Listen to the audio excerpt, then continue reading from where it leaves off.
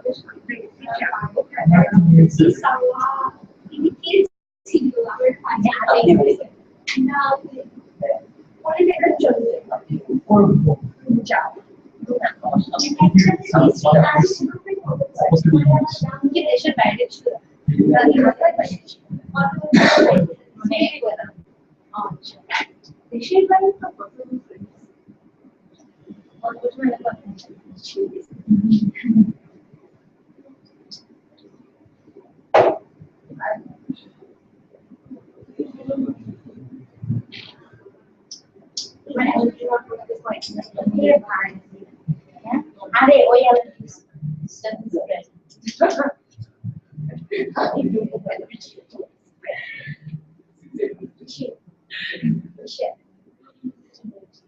না জিনিসটা হ্যাঁ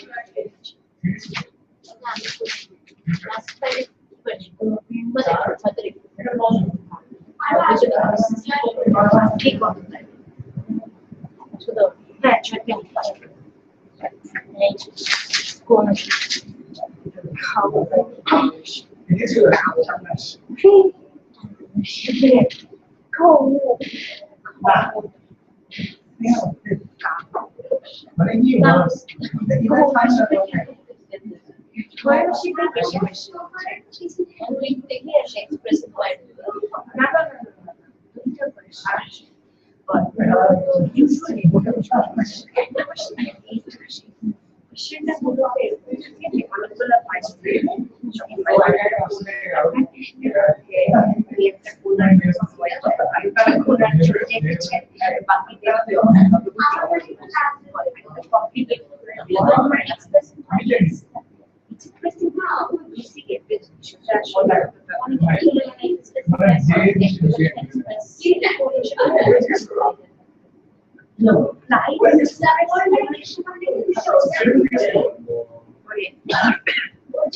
যে ও আজকে ডিভোর্স কাপল ওখানে ঠিক না ইউজুয়ালি আজকাল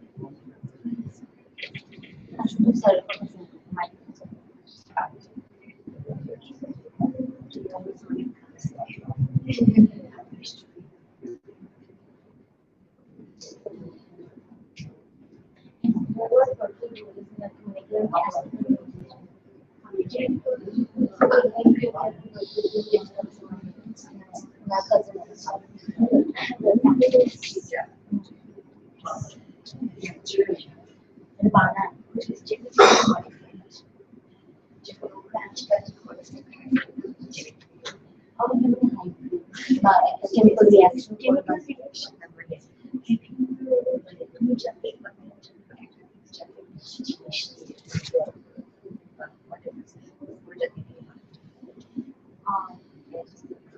Oh, what a painful.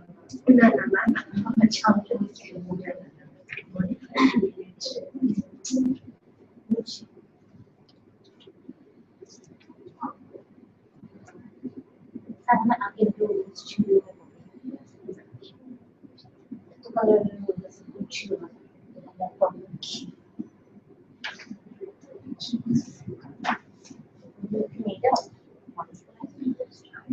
Right, so we are about to start again. We are attended by two groups of students.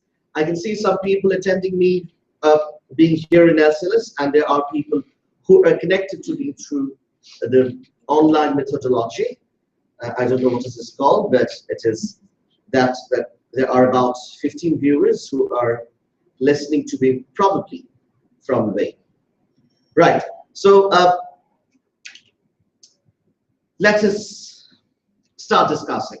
We will now be approaching towards the second part of this chapter called co-ownership.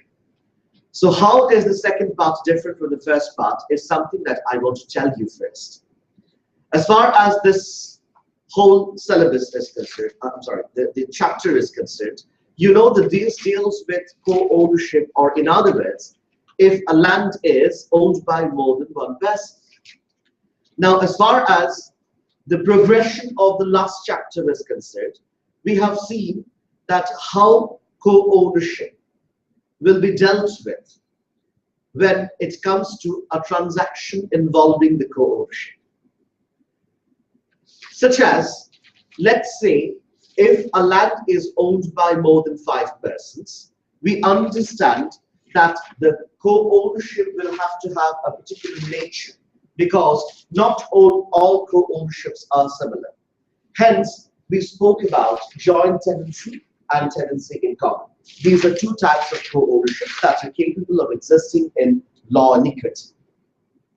And then we also discussed that if there is a joint tenancy, there are certain reasons why co-owners may choose to discontinue with a joint tenancy and to break it into a tenancy in common, and when and how they can actually attempt to do that. So that is known as severance of joint tenancy to a tenancy in common. And then we also have seen that how it is for us to determine whether in a given situation a joint tenancy or a tenancy in common exists, and the consequential difference between a joint tenancy and a tenancy in common. So these are the factors that we have started. Again, this involves the nature of co-ownership, different nature of co-ownership, different categories of co-ownership, and how one category of co-ownership can be severed into another. Yes. So how one kind of a co-ownership can be severed into another type. So these are the factors that we will be approaching about. These are the factors that we will be looking into. These are the factors that we'll be talking about in the first chapter.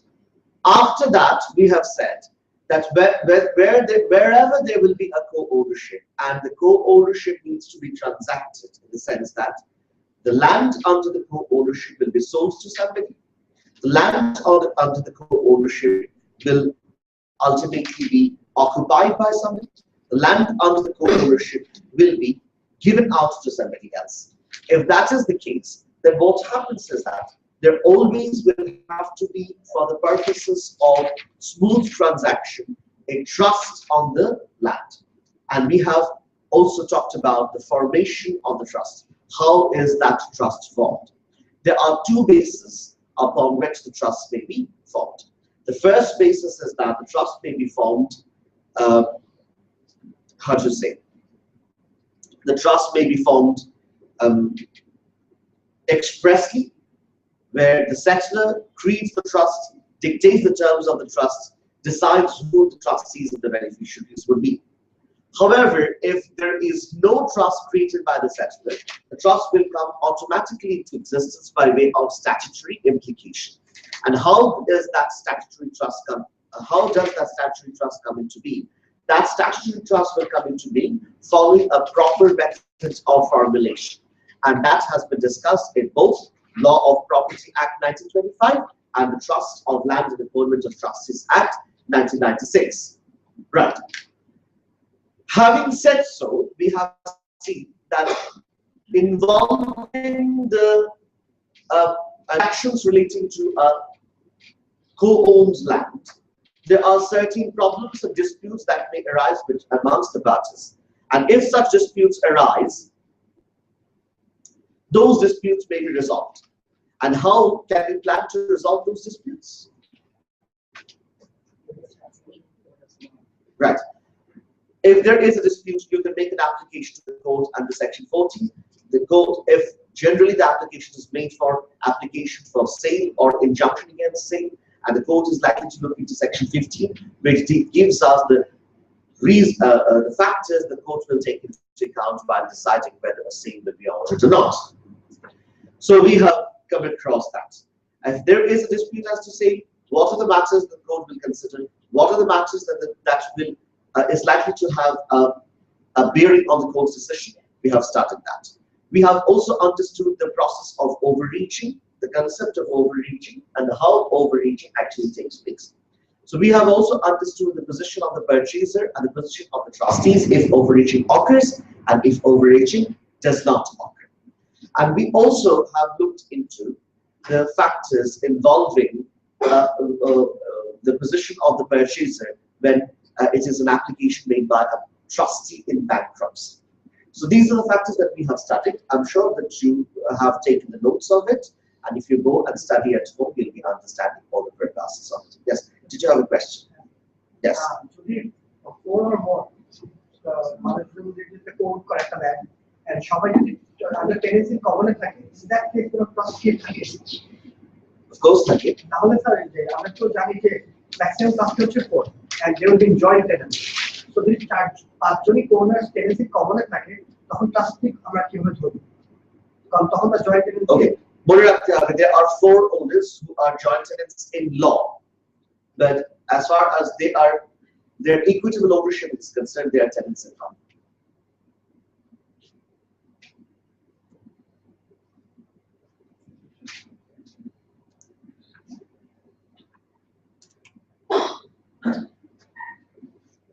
A, B, C, D. They are co-owners, right? Now you are saying that they are tenants in common, right? So A, B, C, D will be holding the land in favor of A, B, C, D under a statutory trust of land, in which A, B, C, D is the legal owner. And as far as their legal ownership is concerned, they are joint tenants. Why? Because only joint tenancy can exist in law, right? As far as their equitable ownership is concerned, they are tenants in common, because that is how it was planned, right? They could be joint tenants. They could be joint tenants in equity as well, but that is not what has happened. So equitable ownership is under tenancy in common. Yes? Any further questions on this? No. Shall we proceed? Now, today we will be discussing the creation of co-ownership, how co-ownerships come into existence, how co-ownerships are created, how co-ownerships are formulated, right? So far we have dealt with the practical information of the co-ownership so that the transactions are easier and the disputes regarding co-ownership. Today we will be dealing with the creation of co-ownership. Ideally speaking, this should have been dealt with first. ঠিক আছে? But এটা হয়নি কেন? কারণ আমি বলি, because if you do not have a proper understanding of the operation of the trust of that, there are certain things that you will not get to understand. Right? Co-ownerships may be created. Please write. Co-ownerships may be created either expressly or by implication.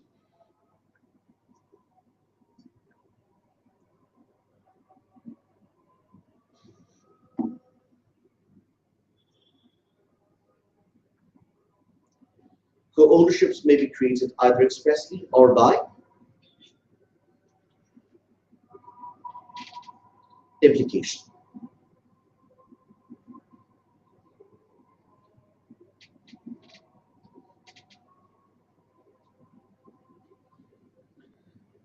Please write express creation.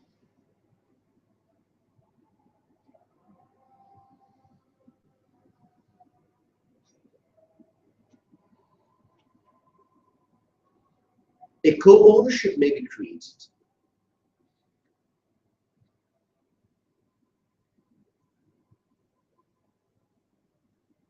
expressly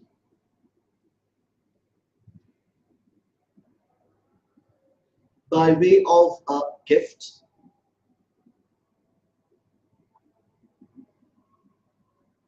purchase,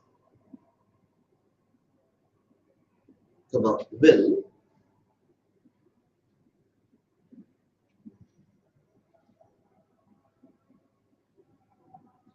or any other manner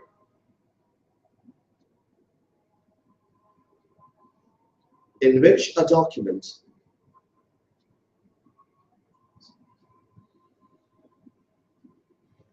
expressly provides for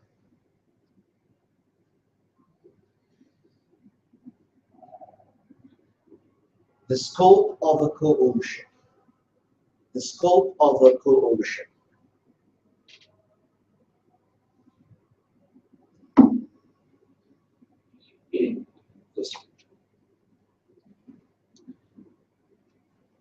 Next back.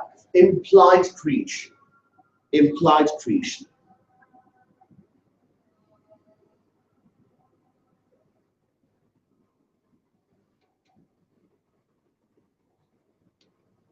If a co-ownership is created impliedly, if a co-ownership is created impliedly,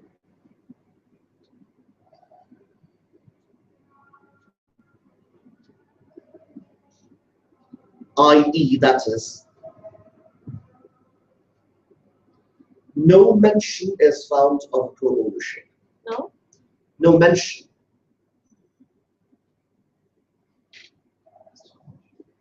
No mention is found of a co-ownership in the document.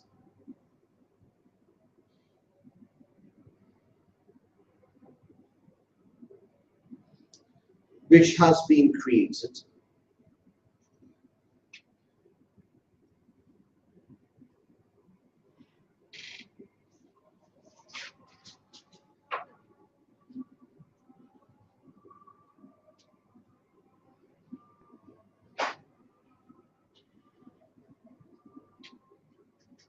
the co-ownership can be treated to have been created. The co-ownership can be treated to have been created impliedly.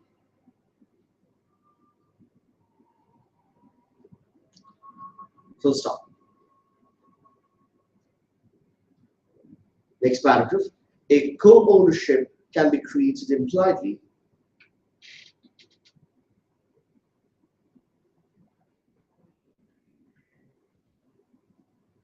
in any one of three ways.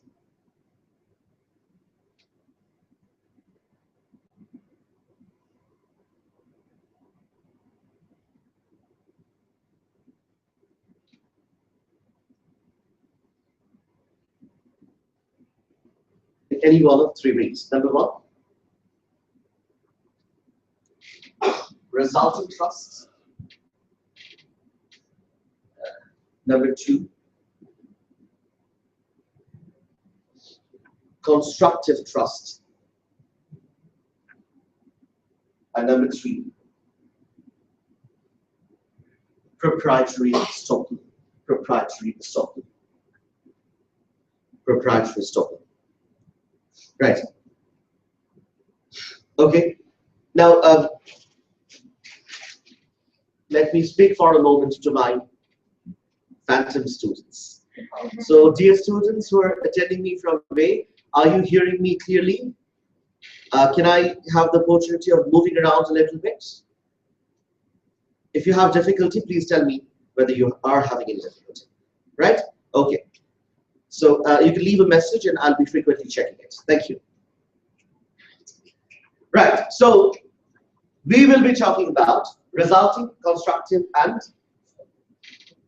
proprietary stocking. The constructive type of trusts and proprietary stocking. And let me tell you about the creation of co-ownership. You understand that ownership can be created in two ways, one expressly and implied. Express creation of co-ownership is something that we have already understood. This will be created when more than one person will be given the opportunity of owning a land by way of an express documentation, right?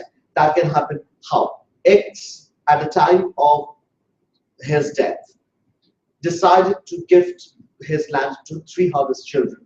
So he says in a document that I am gifting my land to A, B, and C, three of my children, to be shared amongst them equally. So he has created a document which definitely says that there will be three owners of the land. If the document clearly states that, it is of course a express co-ownership, expressly created co-ownership. Right. And now you may wonder that whether there is expressly created trust as well. No, there is no expressly created trust, but expressly created co-ownership.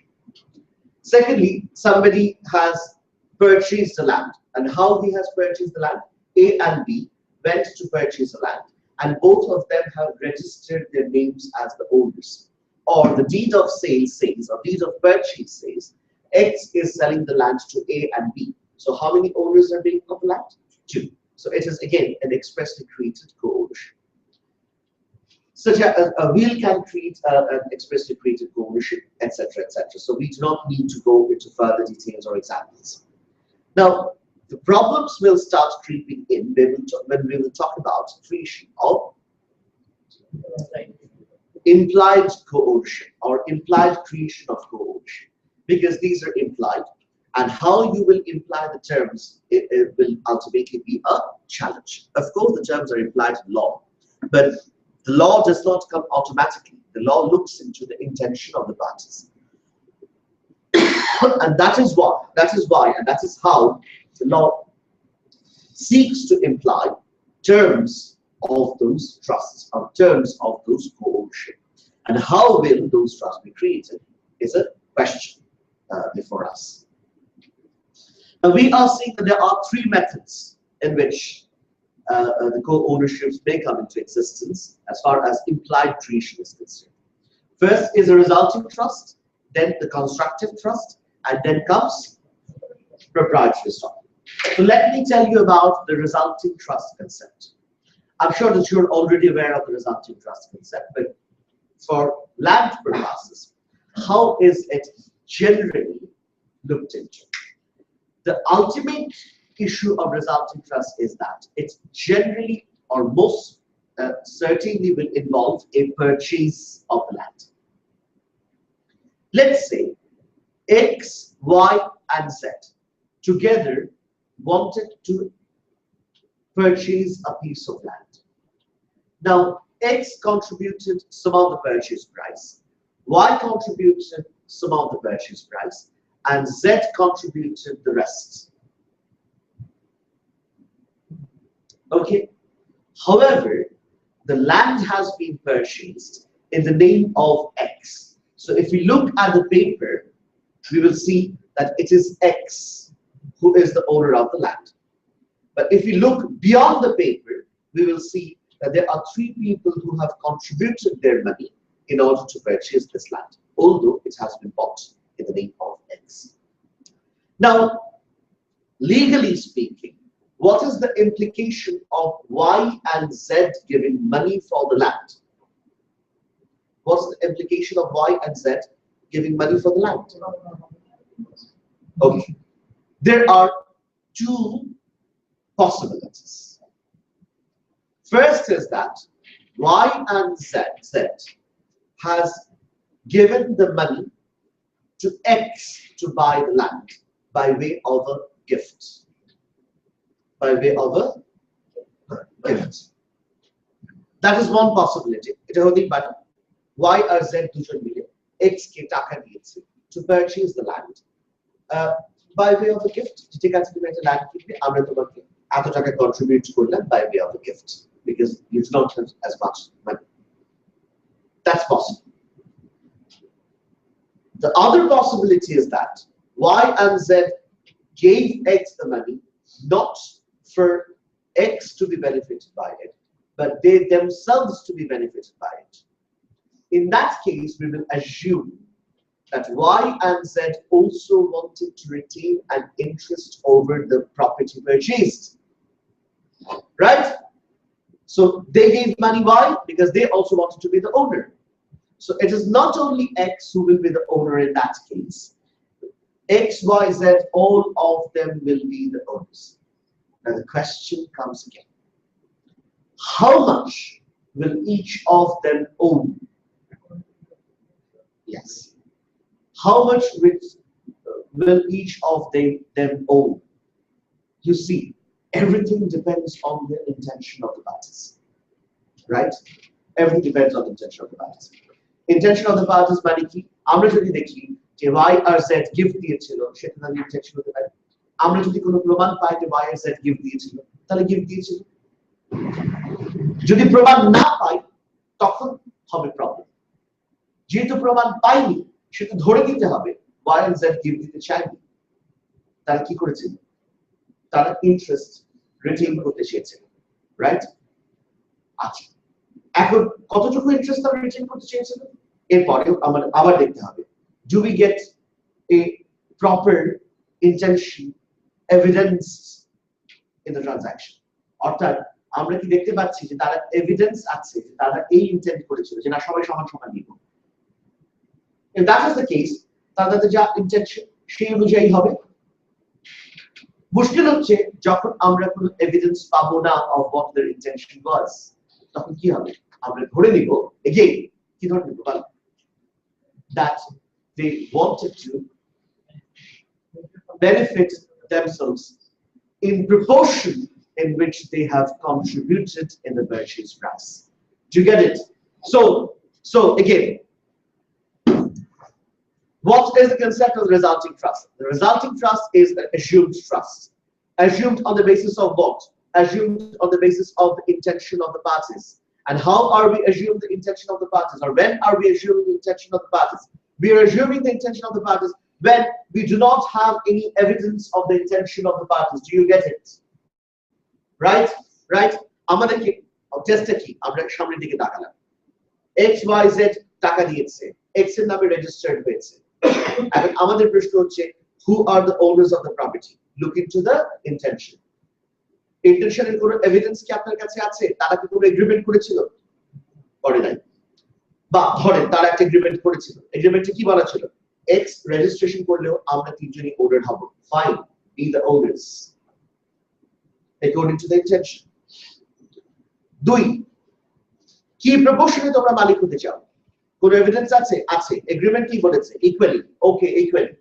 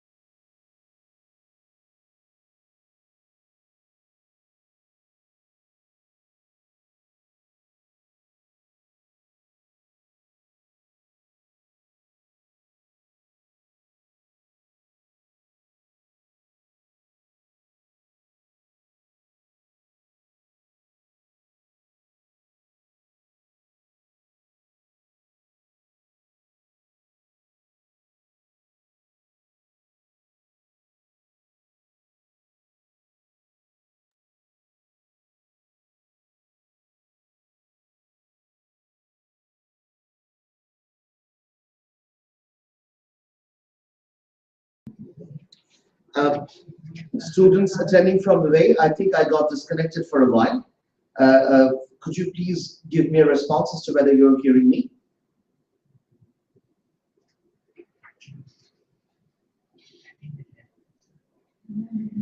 No, I can still see about a few viewers. I got disconnected now. It's being broadcast again. Yes, it's working. It's working. Yes. Okay. But there's nobody responding. Check Facebook. So your Facebook is open there. Maybe you just repeat it.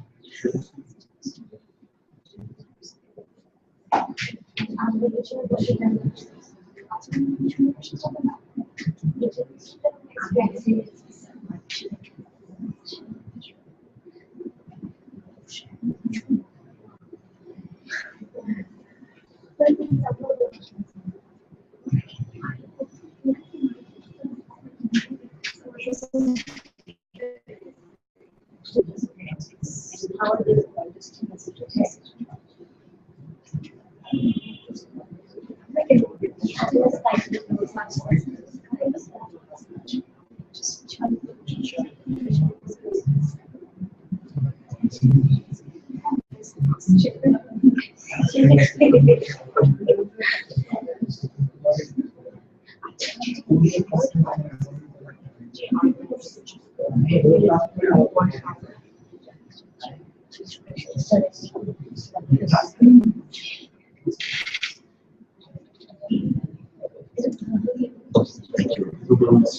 So I think we're connected again. Sorry for the disruption. We are sort of trying to get used to with this mechanism. So here are some trials and errors. I hope you understand. Right. So resulting trust. The essence of resulting trust is, of course, presumed intention. And when do we go for presumed intention? When there is no evidence of actual intention, right? If there is an evidence of actual intention, we go all by intention. And if we do not have evidence of intention, we go by presumed intention. So we assume that there is an intention. And what is that intention? Intention is that whoever gives money to purchase something gives money to retain an interest in the property purchased. Right? And in what proportion? In the proportion that he has contributed in the purchase price. So that is basically the idea of resulting trust. And on the basis of that, we will be holding that there is a resulting trust. So in all cases of a resulting trust co-ownership, you will see that there is money being spent from the pockets of the purchasers to purchase a piece of land. That is what a presumed intention resulting trust will ultimately give us. Now, yes, please.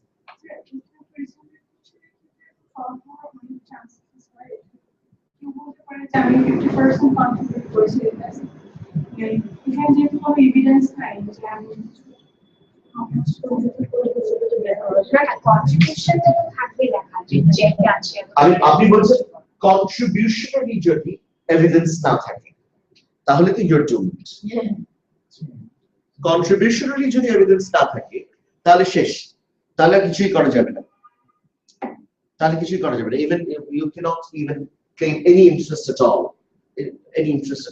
ঠিক আছে মানে কন্ট্রিবিউশনারি থাকাই লাগবে কন্ট্রিবিউশনারি evidence থাকতেই হবে আর contribution কেন করেছে সেটার এভিডেন্স না থাকতে পারে জেনারেলি থাকে because bank transactions হয় তো কাজেই থাকে well that is another story যেটা আমাদের সিলেবাসের মধ্যে আসছে এখন আমাদের প্রশ্ন হচ্ছে যে resulting trust কখন ফর্ম হচ্ছে right so the resulting trust concept হচ্ছে this however constructive trust is another type of trust that you will often come across. Let's say purchasers have purchased a piece of land and they have contributed in the purchase price. However, they wanted to retain interest in a different basis than the presumed intention. Like A, B, C, D, E, 5 people contributed in the purchase price. Only A and B were registered owner. C, D, E only contributed but did not become the owner of the property. Now, we are looking into how they wanted to do it.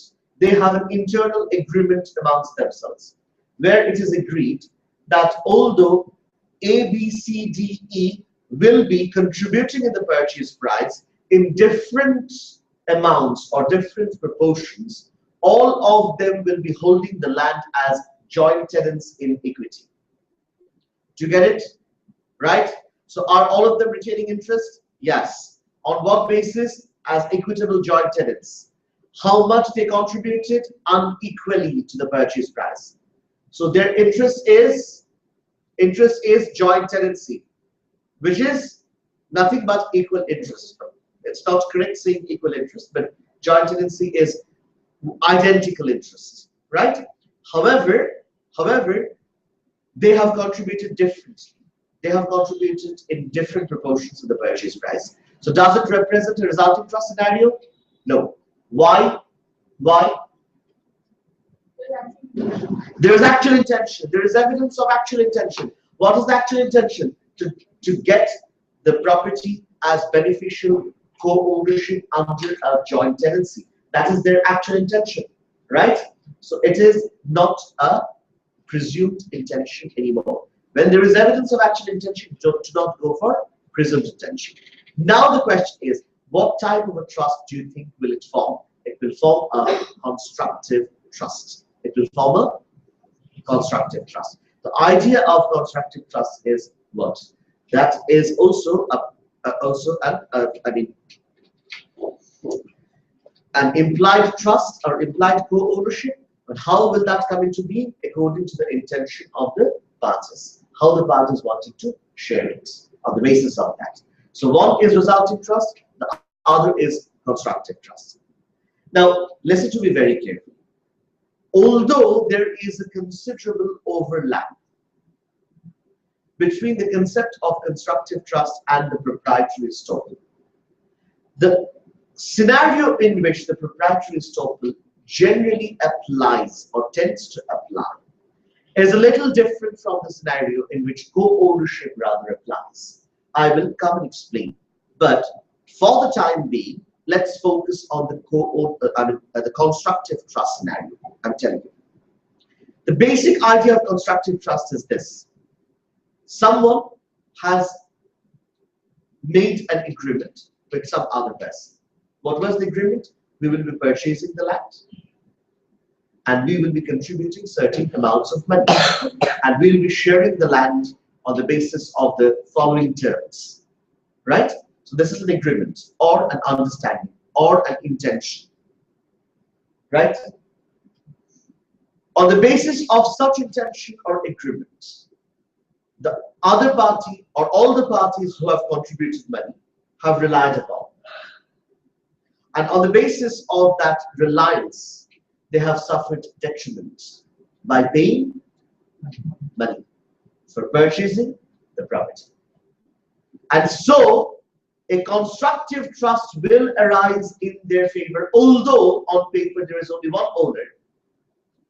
The others will still receive an interest over the property by way of a constructive trust. And how is this constructive trust created? First of all, on the basis of the agreement, which led all the parties to rely upon the agreement, which led all the parties to, having relied on the agreement, to suffer from detriment. So they have suffered from detrimental reliance, which is the basis of the concept of constructive trust. Do you get it? Do you get it? Right? Fine. Sorry. Paper owner will remain to be the trustee, and he will also be a beneficiary along with others. Right. Now, this brings us to the third concept of proprietary estoppel. Now, you will see that the concept of proprietary estoppel has much in common with the concept of constructive trust. However, the concept of proprietary estoppel will take us to almost quite a different situation than the constructive trust concept. What is that? The concept of proprietary estoppel is that, listen to me carefully. First, X made a representation to Y that Y will have some rights in X's land.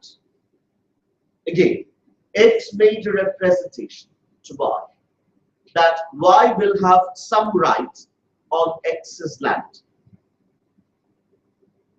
Y relies on the representation. Y suffers detriment, and now it is unconscionable on part of X to deny Y any right.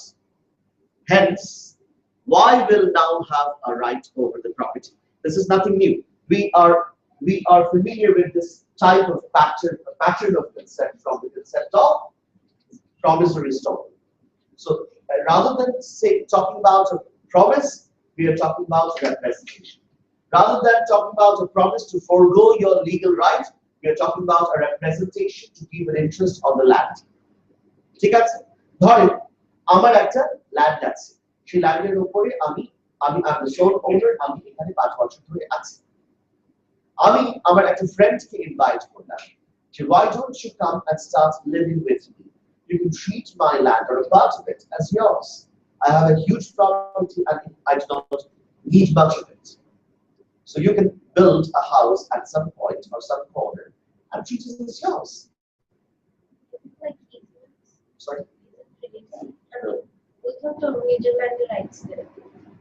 Rights that living right that you will treating the land as yours or a part of it as yours. Ownership of the rights protection. Easement is not that. Easement is a small facility enjoyed by third party. And my friend, he agrees to that. And my friend decides to come and live with me in my property. He sells out his own, receives the money, comes and builds a house in my property for himself.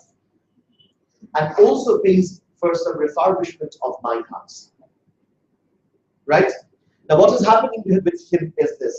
Number one, I made a representation to him that he will have some sort of a right on my land. Did I not? Did he not rely on my representation? Yes, he did. And he suffered from detriment. First of all, by selling out his property. Then coming and moving with me. Third, building a house from the money that he has recovered by selling out his property. And by also contributing in the refurbishment of my old house. Now, one fine morning I say, well, thank you very much. You can leave. Because it's my own property, I have plans with it. And he says, well, I have got an interest in it. And how do you have that interest? Because of the fact that I have been given a proprietary estoppel right that creates an ownership over the property. So it is not only you who own the land, it is also me who own the land or co-own the land with you. And how do you do that? I mean, we'll see proprietary estoppel basis ownership based. You are a trustee of the land, and now the beneficial ownership is owned by both of us. কোন basis proprietary estoppel basis. কতটুকু তুমি মালিক? That will depend on the representation made. And representation যদি আমি না বলে থাকি তাহলে তুমি কতটুকু owner হবে? তাহলে as much as the court decides. That is the concept of proprietary estoppel. Now you see there is a close relationship with the constructive trust concept and the proprietary estoppel. In both cases, there is an agreement or representation. In proprietary estoppel, we are saying it's a representation, and in case of constructive trust, we are saying it's an agreement or an understanding or whatever. In both of the cases, there is a reliance and a detriment suffering. So in both cases, we need detrimental reliance. And in both cases, we need unconscionability. So these are not uncommon. Yes.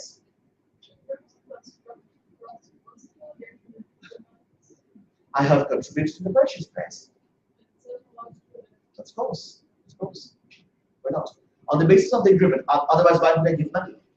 Let's say you are buying the interest only for yourself, so you're the paper owner, I'm nobody. Why will I contribute money? Having relied on the promise, I contribute. Let's say the agreement is not clear. But the agreement says that, well, you will have some interest too. The agreement is that we are purchasing the property and each purchaser will have some interest. Right? So on the basis of that, a constructive trust will be formed. And finally, there is a proprietary stock. Now, you may wonder, when will constructive trust come into place and when will we discuss proprietary stock? Rather. So there is a difference, I would say, in the operational field of constructive trust and promissory stock. And what is the difference? Listen to me very carefully. When we are talking about constructive trust, it is the time when people are purchasing it. So the prospective co-owners are being the co-owners for the first time. Every single co-owner are becoming the first time at once or at a given point of time. Let's say A, B, C, D, they are purchasing the land. All A, B, C, D on the basis of the constructive trust will become the owner of the property at the same time. To get it? But in terms of proprietary stock, what will ideally happen is that X is already the owner of the land. X invites Y in, and having been invited by X, Y retains an interest over X's property. So you see, X and Y became the owners of the property at different times, not really together. Do you get it? And that is the operational field of proprietary stock. I already own it. I said, okay, why don't you come and live in here? And you can treat it as yours. And then you come in, you contribute, you suffer detriment, and you start to be the owner of it.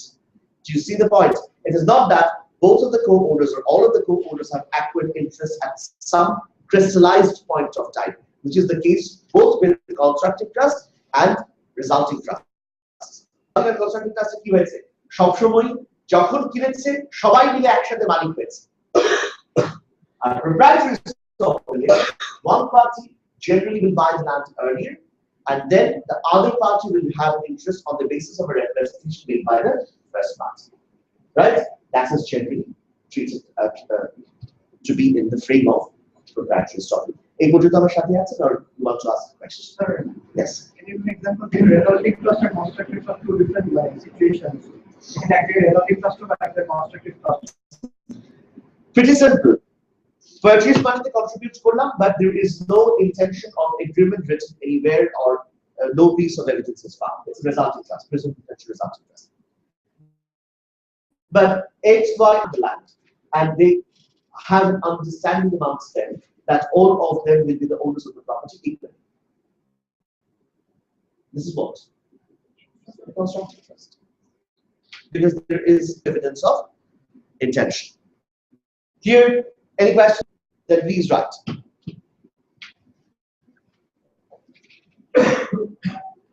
Resulting trust.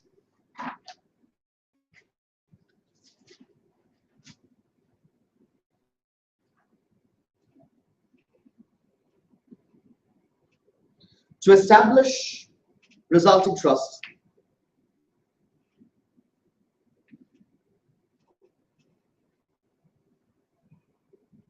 one has to prove the existence of a common intention.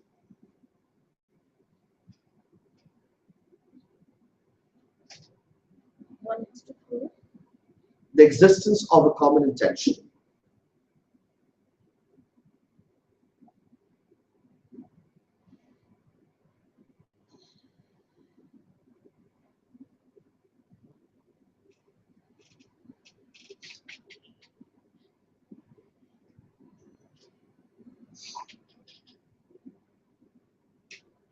Amongst the co-owners, that all of them will be entitled to a benefit.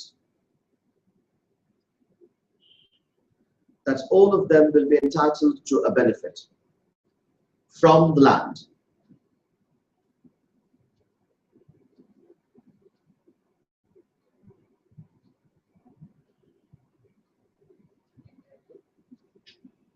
To a benefit from the land.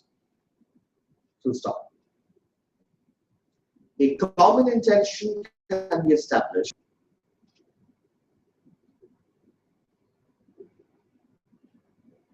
from a direct contribution to the purchase price.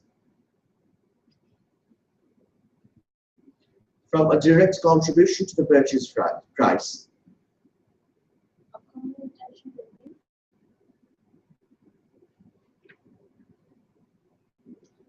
The common intention can be established from a direct contribution to the purchase by all co-owners.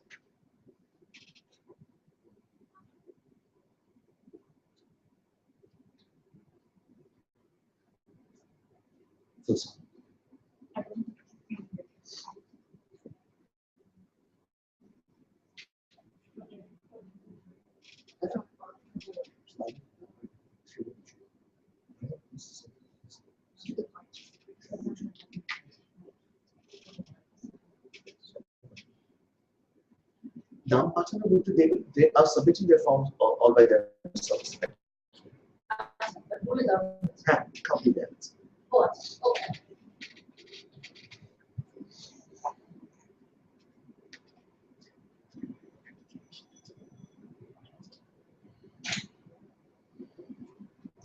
Right.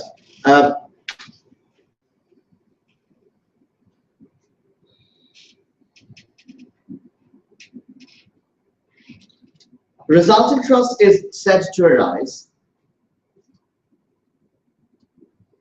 Resulting trust is said to arise from the common intention of the legal owner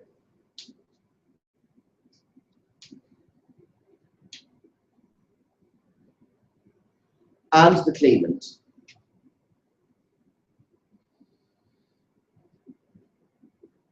that the latter should have an interest in the property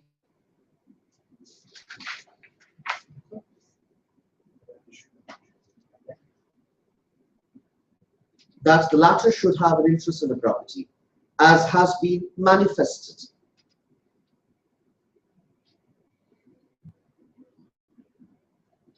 has been manifested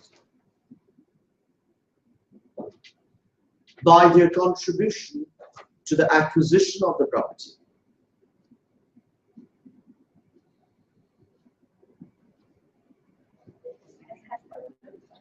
As has been manifested by their contribution to the acquisition of the property in the purchase price.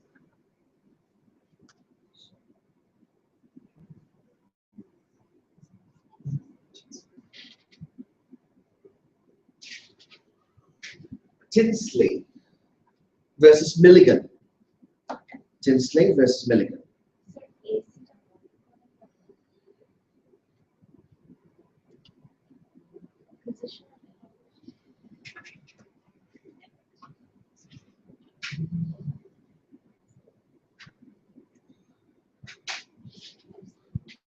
The presumption of common intention may be rebutted. The presumption of common intention may be rebutted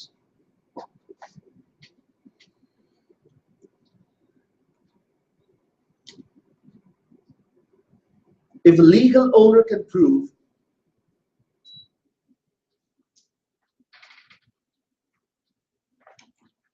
that the money was given by the claimant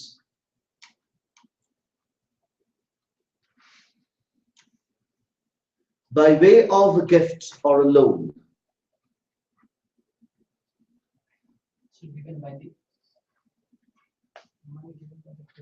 Money was given by the claimant by way of a gift or a loan.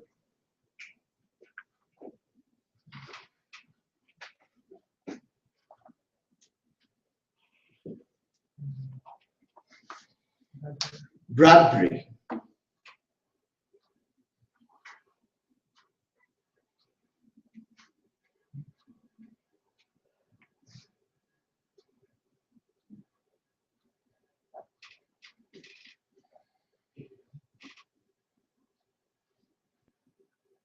A resulting trust may well arise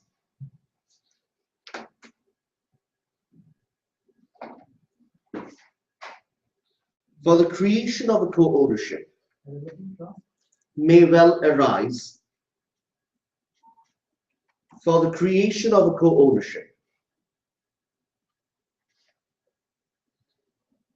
where a number of persons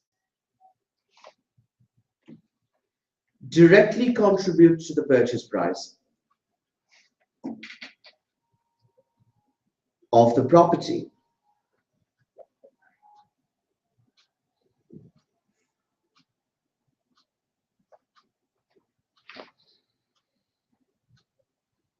A Number of persons directly contribute to the purchase price of the property. Full stop. In that case, it will be presumed that the contributors had an intention. The contributors had intention to retain an interest in the property.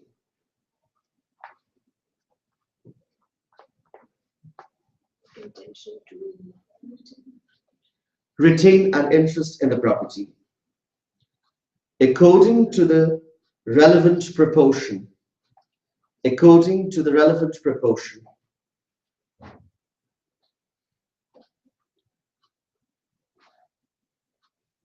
of their respective contributions. Of their respective contributions. Full stop. Right? Let's call it a day today. Thank you.